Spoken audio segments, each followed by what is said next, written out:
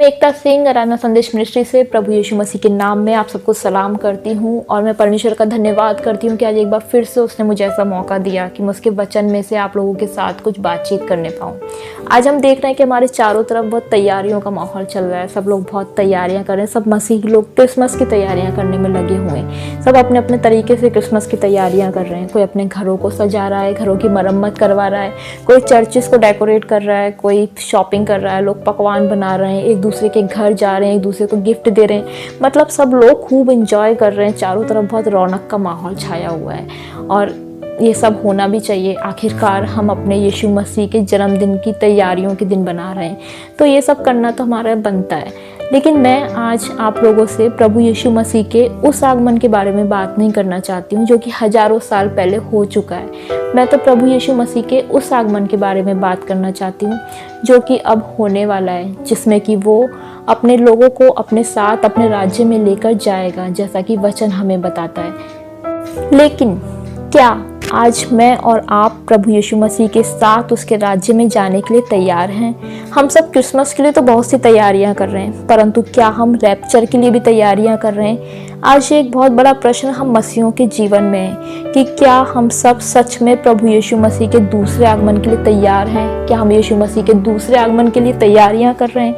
और यदि हम तैयार नहीं हैं तो हम किस तरह से अपने आप को उस अनंत राज्य के वारिस होने के लिए तैयार कर सकते हैं? क्योंकि हम जानते हैं कि यीशु मसीह का आना बहुत निकट है, वरन दरवाजे पर ही है। क्योंकि हम देख रहे हैं कि वचन में लिखी हुई सारी भविष्यवाणियां आज के समय में धीरे धीरे करके पूरी हो रही हैं। तो क्या हम जानते हैं कि हमें किस तरह से अपने आप को यीशु मसीह के साथ जाने के लिए तैयार करना है? क्योंकि हम देखते हैं कि आजकल बहुत से लोग हैं जो हमें ये बताने में लगे हुए हैं कि देखो अंत के समय में ऐसा होगा, देखो अंत के समय में वैसा होगा, देखो जब यीशु मसीह आएगा तब ऐसे चिन्ह दिखाई देंगे, जब यीशु मसीह आएगा तब वैसे चिन्ह दिखाई देंगे। और वो लोग हमें इन सब बातों में उलझाना चाहते हैं, इन बातों में फंसा के रखना चाहते हैं। हम देखेंगे कि वचन में लिखा है मत्ती रचित सुसमाचार उसका 24वां अध्याय उसका 3 और 4 वचन, जहाँ पर इस तरह से लिखा है, जब वह जैतून पहाड़ पर बैठा था तो चेलों ने एकांत में उसके पास आकर कहा, हमें बता कि ये बातें कब होंगी, तेरे आने का और जगत के अंत का क्या चिन्ह होगा?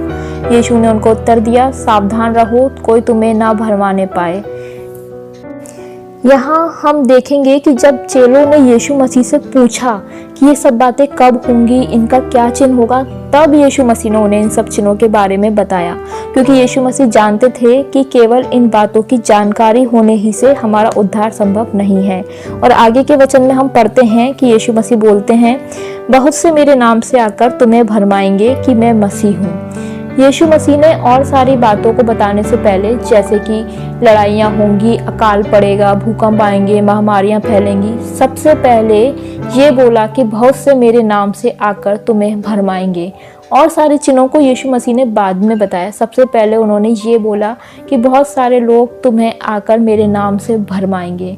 और आज यही हो भी रहा है। लोग अलग अलग तरह की भविष्यवाणियां कर रहे हैं, लोग अलग अलग तरह की जानकारियां दे रहे हैं ताकि हमारा ध्यान परमेश्वर के वचन की तरफ से भटका सकें और हमें भरमा सकें और हमें डरा सकें। क्योंकि अक्सर लोग अंत समय की बात सुनकर डर जाते हैं। लेकिन ये जानना इतना ज़रूरी नहीं है कि अंतिम समय में क्या क्या होगा या अंतिम समय कब होगा, जितना कि ये जानना ज़रूरी है कि हम कैसे अपने आप को परमेश्वर के राज्य के लिए तैयार करें। वचन में हम देखते हैं कि यूहन्ना भविष्यद्वक्ता ने सबसे पहले यही प्रचार किया कि मन फिराओ क्योंकि स्वर्ग का राज्य निकट है। फिर बाद में यीशु मसीह भी बपतिस्मा लेकर यही प्रचार करते हैं कि मन फिराओ क्योंकि स्वर्ग का राज्य निकट है। हम देखेंगे मरकुस रचित सुसमाचार उसका 1 अध्याय 14वें और 15वें वचन में इस तरह से लिखा है, यूहन्ना के पकड़वाए जाने के बाद यीशु ने गलील में आकर परमेश्वर के राज्य का सुसमाचार प्रचार किया और कहा, समय पूरा हुआ है और परमेश्वर का राज्य निकट आ गया है, मन फिराओ और सुसमाचार पर विश्वास करो। फिर यीशु मसीह ने अपने चेलों को भी यही आज्ञा दी थी कि जाकर प्रचार करो कि मन फिराओ। तो इस तरह से वचन हमें बताता है कि स्वर्ग का राज्य पाने के लिए बहुत ज़रूरी है कि हम मन फिराएं, हम अपने गुनाहों का अंगीकार करें, उनसे तौबा करें और उनको छोड़कर अपने मनों को फिराएं। आखिरकार ये मन फिराना यही तो है। मन फिराने का मतलब यही तो है कि हमें अपने गुनाहों को और बुराइयों को छोड़कर नए सिरे से जन्म लेना है। हम देखते हैं नीति वचन उसका 4 अध्याय और 23वें वचन में लिखा है, सबसे अधिक अपने मन की रक्षा कर, क्योंकि जीवन का मूल स्रोत वही है। ये मन बहुत ही चंचल है, यह हमें दुनिया की तमाम बातों में और बुराइयों में उलझाकर परमेश्वर से दूर रखता है। इसलिए सुलेमान राजा सबसे अधिक अपने मन की रक्षा करने के लिए बोलते हैं। इब्रानियों की पुस्तक उसका 3 अध्याय और 12वें वचन में हम देखेंगे, वहाँ लिखा है, हे भाइयों, चौकस रहो कि तुम में ऐसा बुरा और अविश्वासी मन ना हो जो जीवते परमेश्वर से दूर हट जाए। आपको याद है एक स्त्री जिसे 12 वर्ष से लहू बहने की बीमारी थी, जब उसने यीशु की चर्चा सुनी तो वो अपने मन में ही कहती थी कि यदि मैं उसके वस्त्र ही को छू लूंगी तो चंगी हो जाऊंगी, और वो चंगी हो भी जाती है। इसी तरह से एक और व्यक्ति था जिसने अपने मन में घमंड में कहा कि मेरे पास अब बहुत कुछ है, हे मेरे प्राण, तू खा पी और सुख से रह, और उसी रात उस व्यक्ति का प्राण ले लिया जाता है। तो ये मन ही है जो हमें परमेश्वर पर विश्वास करना भी सिखाता है, लेकिन ये मन ही है जो हमें परमेश्वर से दूर भी कर सकता है। इसलिए हमें बहुत चौकस रहना है, अपने इस अविश्वासी मन को लेके बहुत सावधान रहना है, क्योंकि यही हमें परमेश्वर से दूर भी कर सकता है। इसलिए हमें हमारे गुनाहों से तौबा करके उन्हें छोड़ना है, अपने मन को बुराइयों के रास्तों से फेर कर अपने नए मनुष्य तत्व को पहनना है। इसलिए हमें अपने मन की रक्षा करनी है, क्योंकि जीवन का मूल स्रोत वही है। दूसरी बात जो वचन हमें बताता है वो ये है कि हमें अपने आप को दीन बनाना है, हमें अपने मन को दीन बनाना है। मत्ती रचित सुसमाचार उसका 5वां अध्याय और 3 वचन में हम देखेंगे, वहाँ लिखा है, धन्य है वह जो मन के दीन है, क्योंकि स्वर्ग का राज्य उन्हीं का है। ये वो धन्य वचन है जो प्रभु यीशु मसीह ने अपने चेलों को दिए थे। इनमें भी यीशु मसीह सबसे पहले यही उपदेश देते हैं कि धन्य है वह जो मन के दीन है, क्योंकि स्वर्ग का राज्य उन्हीं का है। इसी तरह से ये वचन हमें सिखाता है कि हमें दीन बनना है। वचन में लिखा है कि जैसा मसीह यीशु का स्वभाव था वैसा ही तुम्हारा भी स्वभाव हो, और हम जानते हैं कि मसीह यीशु बहुत ही स्वभाव से बहुत ही दीन थे, और वे अपने चेलों को भी यही सिखाया करते थे। मरकुस रचित सुसमाचार उसका 9वां अध्याय 35वें वचन में लिखा है, तब उसने बैठकर 12 को बुलाया और उनसे कहा, यदि कोई बड़ा होना चाहे तो सबसे छोटा और सबका सेवक बने। ऐसे ही एक बार एक धनी व्यक्ति यीशु मसीह के पास आकर उससे पूछता है कि अनंत जीवन का अधिकारी होने के लिए मैं क्या करूं? यीशु से उत्तर देते हैं कि अपना सब कुछ बेचकर कंगालों में बांट दे और तुझे स्वर्ग में धन मिलेगा, और आकर मेरे पीछे हो ले। बाइबल हमें सिखाती है कि हमें कंगालों को दान देना है, अनाथों की, विधवाओं की सुधि लेनी है, और दीनता से परमेश्वर के समीप रहना है, अपने गुनाहों का अंगीकार करना है। मत्ती रचित सुसमाचार उसका 25वां अध्याय 34 से लेकर 40वें वचन तक इस तरह से लिखा है, तब राजा अपने दाहिनी ओर वालों से कहेगा, हे मेरे पिता के धन्य लोगों, आओ उस राज्य के अधिकारी हो जाओ जो जगत के आदि से तुम्हारे लिए तैयार किया गया है।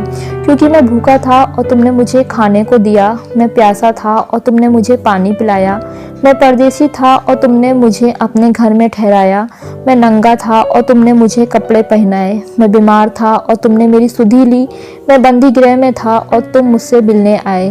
तब धर्मी उसको उत्तर देंगे, हे प्रभु, हमने कब तुझे भूखा देखा और खिलाया, या प्यासा देखा और पानी पिलाया? हमने कब तुझे परदेशी देखा और अपने घर में ठहराया, या नंगा देखा और कपड़े पहनाए? हमने कब तुझे बीमार या बंदी गृह में देखा और तुझसे मिलने आए? तब राजा उन्हें उत्तर देगा, मैं तुमसे सच सच कहता हूँ कि तुमने जो मेरे इन छोटे से छोटे भाइयों में से किसी एक के साथ किया, वह मेरे ही साथ किया।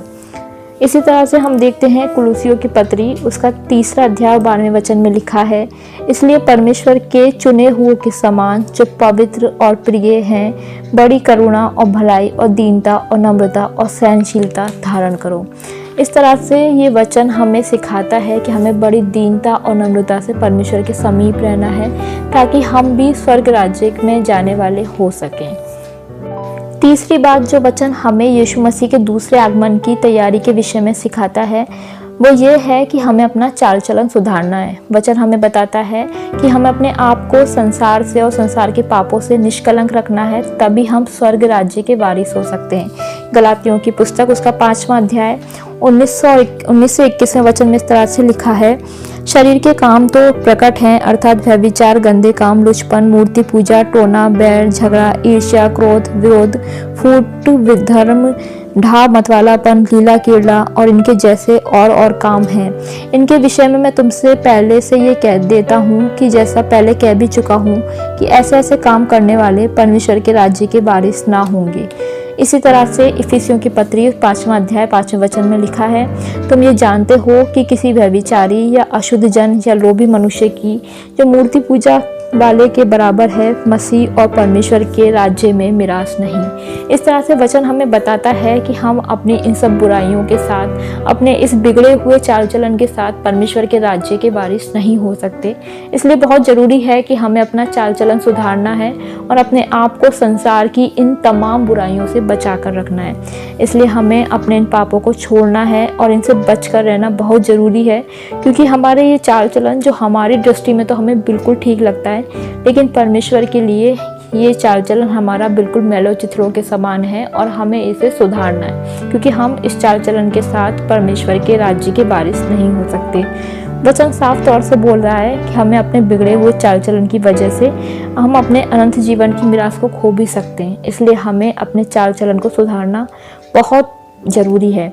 इस तरह से आज ये वचन हमें ये सिखाता है कि हमें सिर्फ इस बड़े दिन की तैयारी नहीं करनी है, बल्कि उस बड़े दिन की तैयारी करनी है जिस दिन यीशु मसीह बादलों पर अपने लोगों को अपने साथ ले जाने के लिए आएगा, क्योंकि सही मायनों में तो वही बड़ा दिन है। और हमें अपने मन को पापों से फिराना है, अपने मन को दीन बनाना है और अपने चाल चलन को सुधारना है, ताकि हम भी यीशु मसीह के साथ बादलों पर जा सकें। हम सिर्फ ये त्यौहार बनाकर या फिर ये रिवाज निभाकर शांत होकर ना बैठ जाएं, क्योंकि सिर्फ केक बना लेने से या क्रिसमस ट्री सजा लेने से या एक दूसरे को गिफ्ट दे देने से हमारा उद्धार संभव नहीं है। हमारा उद्धार तो तब होगा जब हम यीशु मसीह को अपना उद्धारकर्ता ग्रहण कर लेंगे। हम अपने गुनाहों से तौबा करके उसे अपने जीवन में और अपने मन में जन्म लेने देंगे।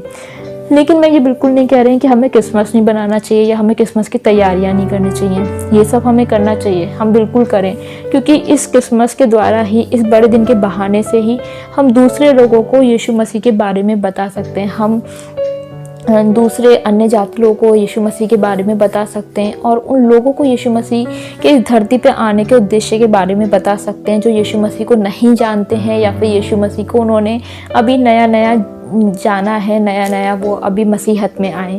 तो ये हमें इस बड़े दिन के बहाने से ही हम उन लोगों के बीच में यीशु मसीह के परमेश्वर के सुसमाचार का प्रचार कर सकते हैं। लेकिन बस हमें ये ध्यान रखना है कि हमारी ये सारी तैयारियां सिर्फ 25 दिसंबर के बड़े दिन तक ही सीमित ना रहें, बल्कि हमारी ये सब तैयारियां तब तक चलती रहें जब तक कि यीशु मसीह दोबारा इस धरती पर अपने लोगों को लेने के लिए नहीं आते।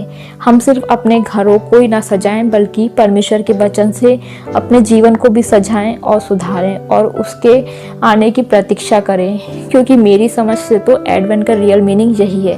बाकी परमेश्वर हम सबको उसके वचन को समझने के लिए बुद्धि दे। इस वचन के द्वारा परमेश्वर के नाम को महिमा मिले, हम सबको परमेश्वर की आशीष मिले। सबको जय मसीह की।